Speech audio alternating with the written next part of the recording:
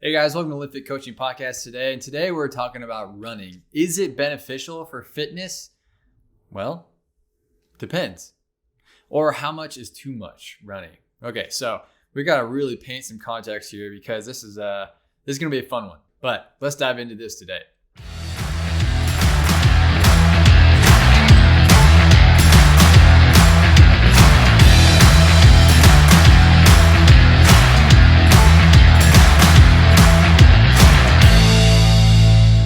Okay, so first of all, we're going to dive into is running actually beneficial for fitness? Well, man, that is a broad question. That really depends on what your goals are, where you're at, where's your fitness at, what's your body like right now. So, for example, what are your goals? Okay, so if you're wanting to be a marathon runner, yeah, of course, running is going to be beneficial for your fitness because you got to run to be able to run a marathon. You don't want to just run that cold turkey and just jump into it because that's going to beat you up pretty bad. But in that case, yeah, running is super beneficial for fitness.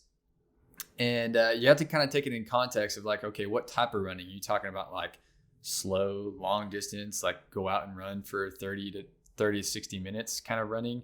Or are you talking about like sprints, what that type of running? So it depends what your goals are. If you're looking to be able to run long distance, or if you're just looking for some like really light exercise, then yeah, running can be super beneficial. That's one version of fitness that can be really, really beneficial for you. It's a low barrier to entry. All you need is some comfortable clothes, a pair of decent shoes, and some open space to get out and run for a while, and of course time. So, but that doesn't fit everybody all the time, or it may not be your cup of tea if you don't really like running or something like that. And it can depend on your starting point. Like say if you're a phenomenal athlete, you're super specific in your fitness or your performance, and you're already practicing a lot. You're doing a lot of weight training or something like that. Adding some extra running in your program may not be beneficial for you in that instance because you're already training enough. Adding in some extra fitness may actually break your body down more and not benefit you overall. And or let's say like if you are a power athlete, you're a power lifter or strongman or something like that, and you're big, running may not be that beneficial for your overall performance, unless it's more of like a really short burst type sprint type running.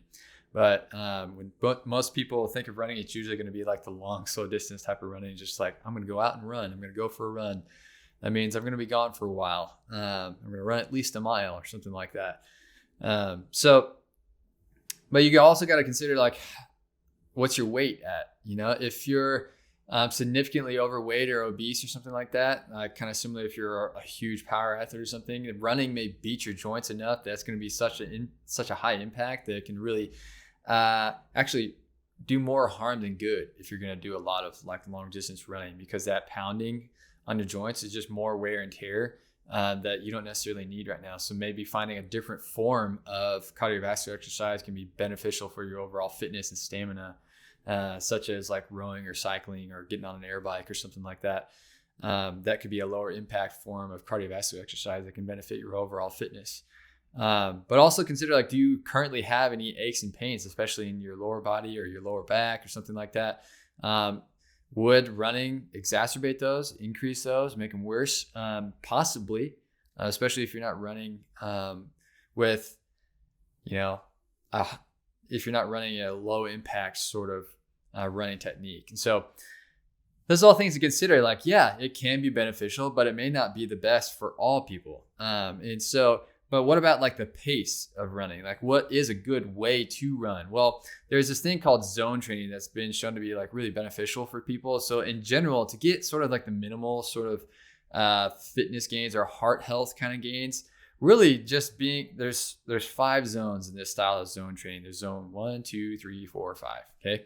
So zone 1 is like not much above. It's like very light. You don't have to try very hard. This could basically be like speed walking. It's going to get your heart rate up to what you call like very light exercise. It's conversational. You wouldn't call it intense at all. You can easily control your heart rate. So it's basically like walking or really slow cycling or something like that.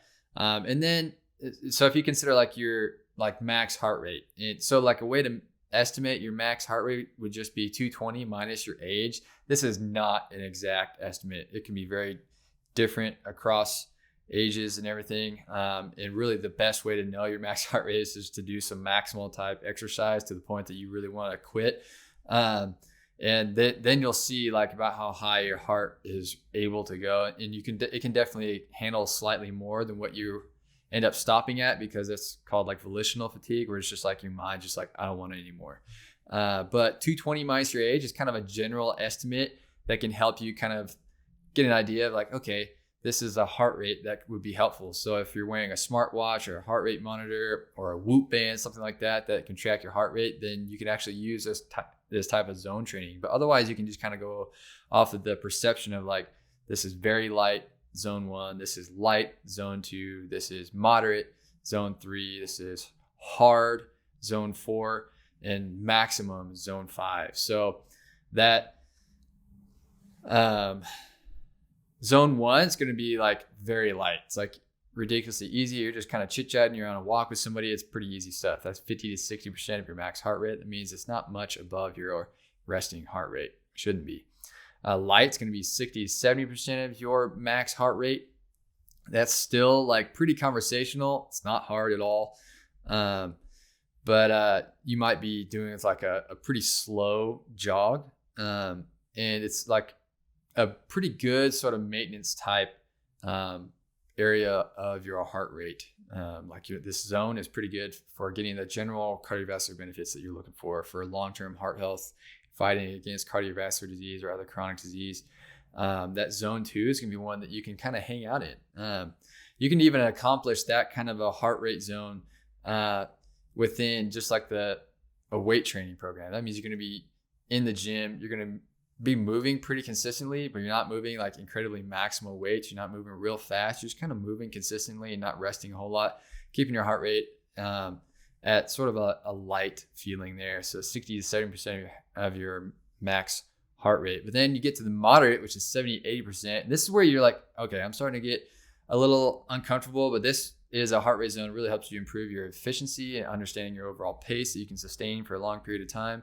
Moderate, it's getting much more blood circulation to the skeletal muscles. You have to focus on your breathing a little bit more. You got to be a little bit more intentional with that, but it's not maximal at all yet. Like you can still sustain this pretty well for a decent amount of time, not as long as like a light exercise, like a jog or a slow run.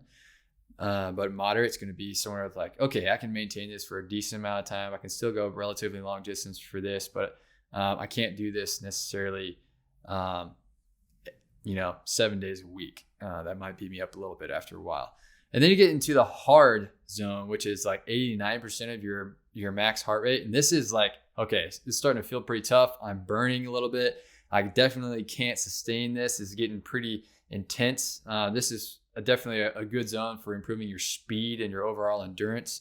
You're definitely going to get better at using, if you're thinking of like which substrate utilization you're using, which energy system you're using. This is once you get into this hard zone of 89% of your heart rate max, you're definitely having to use more carbohydrate, more glycogen sources. It's going to be more like a burst. That means it's not going to last very long. You can't sustain it for very, very long. Only stuff that's going to be a little bit slower pace, that moderate to very light pace, is something that's going to be using more fat during the exercise.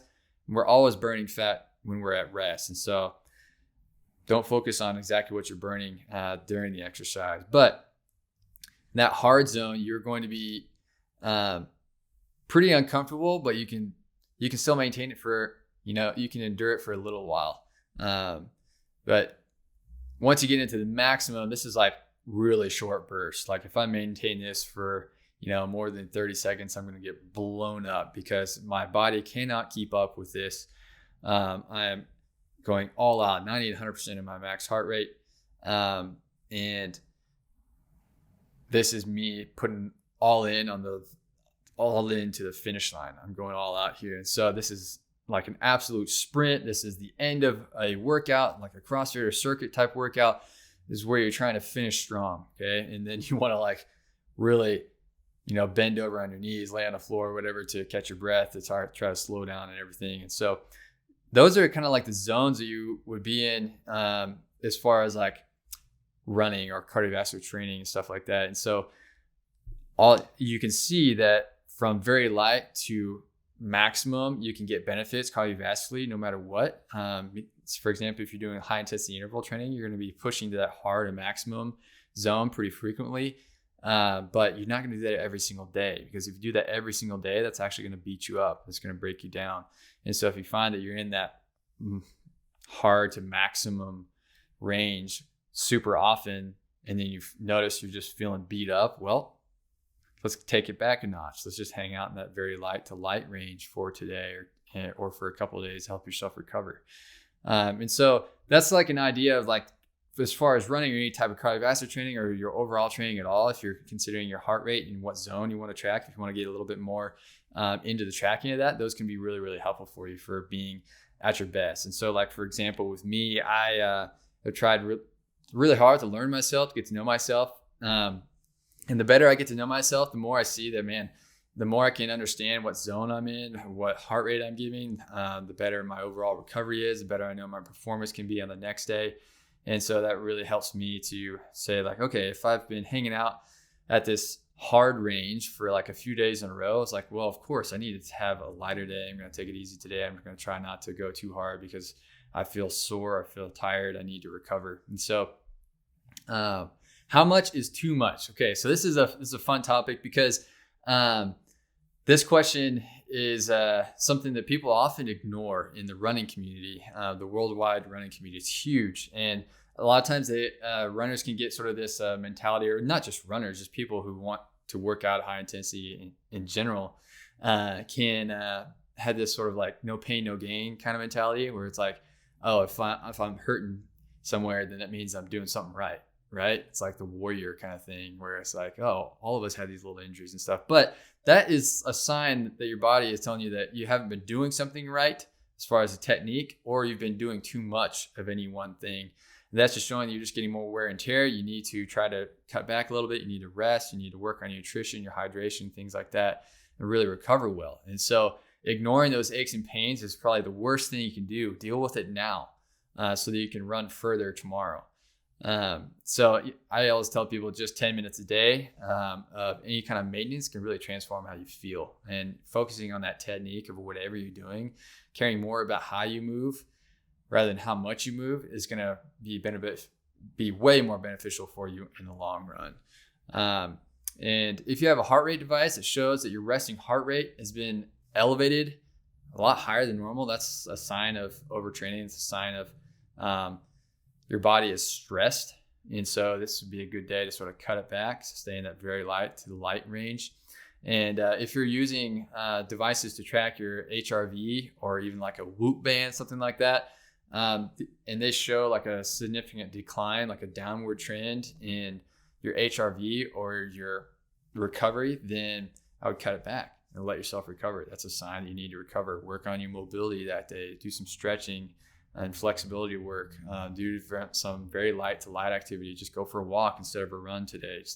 Get outside, do some work in the yard,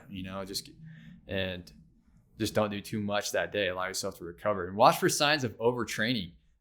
So like a few very telltale signs of overtraining can be like you get sick easily because your immunity has been hit because of overtraining.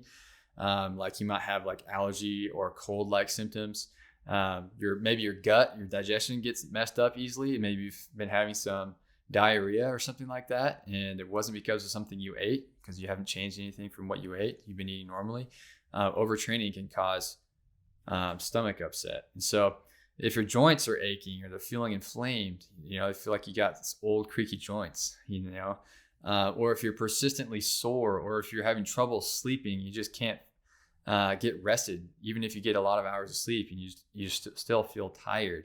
That's another sign of overtraining, or that you need to cut back a little bit in your program. And so these are just some signs of like how much running is too much. And it's so if you think of like the big context of training, running can be super beneficial. It can be beneficial for a strength athlete who's just trying to get some active recovery. It can be beneficial for a runner, of course. It can be beneficial for a change up for someone who's just looking for something different that gets them a little bit different movement or impact on their body that's different from what they're normally doing. It can give a different stimulus that can be really great for your overall fitness.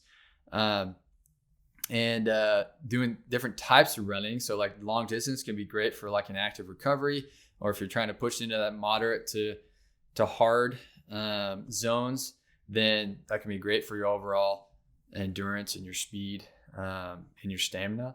And then if you are a strength athlete and you're really trying to improve your overall speed, agility, and your overall strength and your ability to extend your hips and your athletic ability, then sprint type workouts are great. And those don't take any longer than 30 minutes, really. Like you get a little bit of rest in between each interval, these short distance sprints, and you're just going all out on each sprint, or you're going at a pretty hard pace. And so it doesn't take much to get a significant stimulus, unless you're like a track athlete where you have some significant time put in those workouts, but you're going to have some significant rest in between each interval. So running is beneficial, but taking in the context of what your goals are and how your body feels, what your starting point is and where you're at, and consider, is running right for you? And also, if you are a regular habitual runner, consider like, how do I feel today? How much is too much? Do I want to get more informed on how I'm doing by having a device or something, and considering how I'm doing according to my heart rate or my heart rate variability or something like that? Or even just going off of like, okay, that run was easy today. That was light.